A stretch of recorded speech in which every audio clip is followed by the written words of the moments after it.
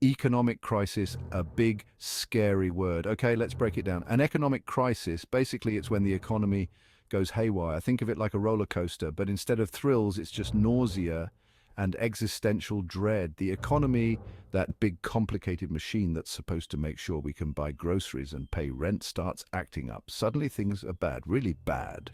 Jobs disappear faster than free snacks in the office kitchen. Businesses close left and right. People lose their homes, their savings, their minds.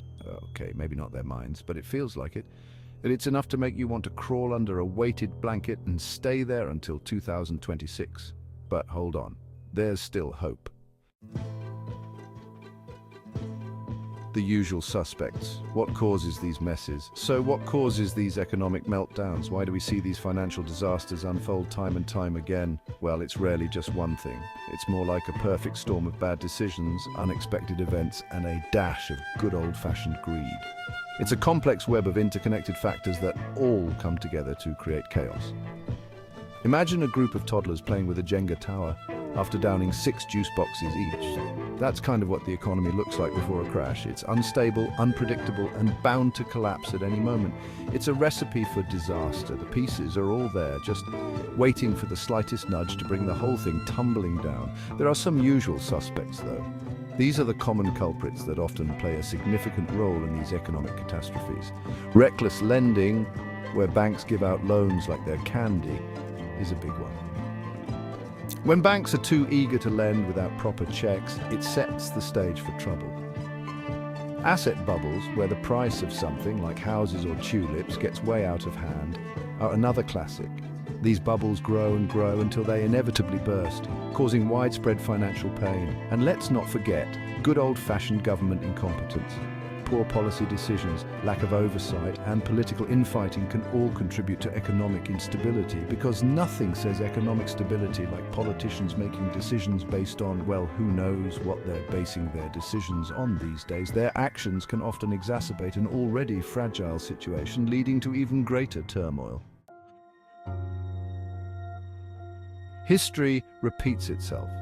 Remember those times? Here's the thing about economic crises. They've happened before and they'll probably happen again. It's like that friend who swears they're never drinking tequila again, only to find them face down in a margarita at your next brunch. Remember the Great Depression? Yeah, not exactly the best of times. Or how about the more recent 2008 financial crisis? That was a real doozy.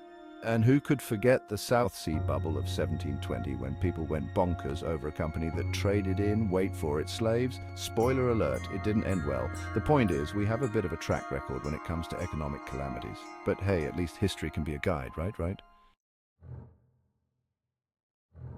The domino effect from Wall Street to your street. Now you might be thinking, John, this all sounds terrible, but I'm just a regular person trying to keep my houseplants alive and not accidentally like my ex's Instagram posts from 3 years ago. How does this affect me?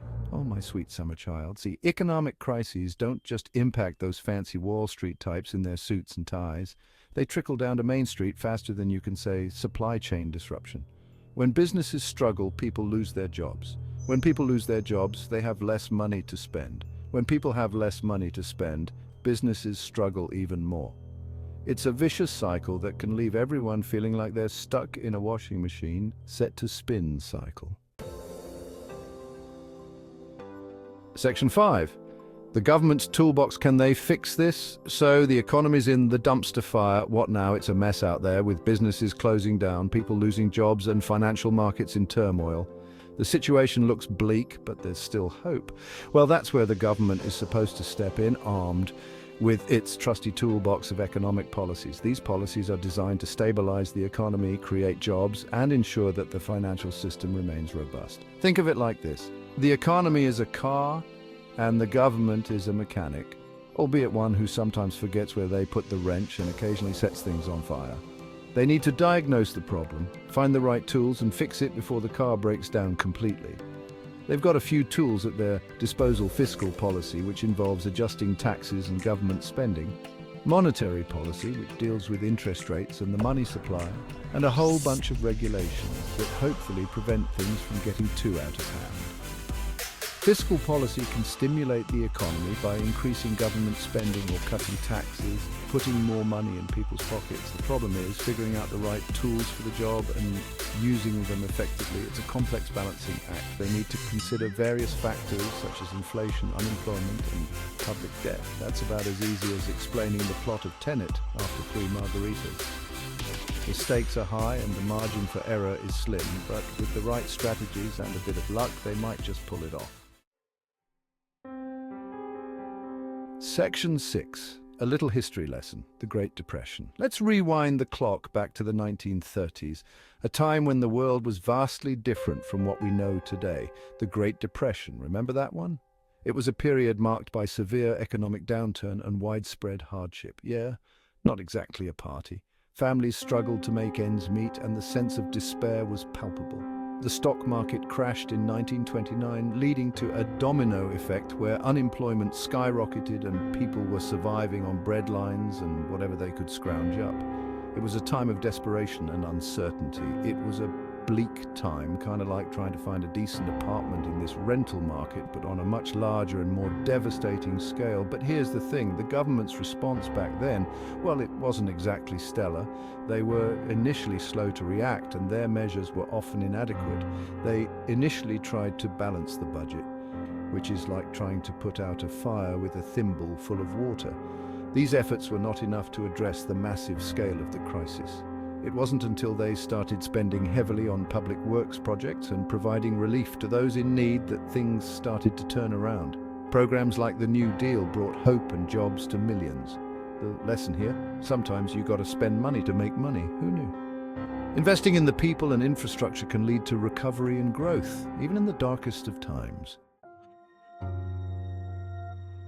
Section 7. Learning from the past.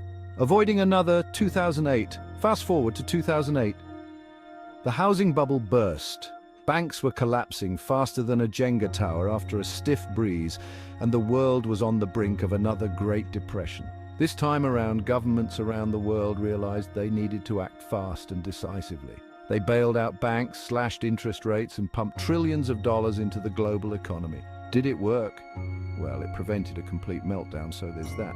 But it also led to massive government debt and raised questions about whether we'd learned anything from the past. The takeaway, economic crises are complicated, the solutions are messy, and sometimes the best we can hope for is to avoid repeating the same mistakes twice. Emphasis on sometimes.